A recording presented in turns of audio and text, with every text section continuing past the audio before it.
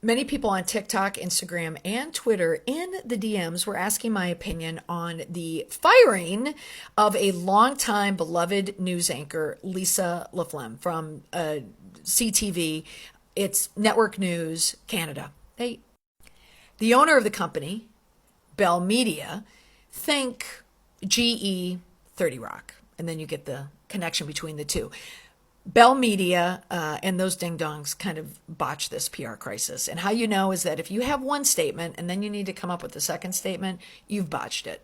And also just go to Twitter and look at the comments about the public's and the viewers' opinion on sacking a woman of a certain age, over the age of 50, who let her hair go gray and let it all go natural and still be beautiful and still be very capable of reporting the news and being a first class journalist. But Bell Media said, no. Now, it took me a while to respond to this because this did happen, after all, in the last weeks of summer, which could have been the point. These types of stories have a way of breaking on days like Fridays, news dump days, or the last weeks of August when people aren't paying attention. But on social media, people pay attention, and people pay attention when their favorite newscasters are gone. And particularly women of a certain age are going to pay attention when women of a certain age are completely sent out to pasture, and then statements like this are released. There are so many problems with this firing, just from a human resources HR point of view. Apparently, they kept it in secret. They wouldn't let her talk about it. There's a lot of accusations of ageism and sexism and just a toxic workplace there. That is a different post for another person.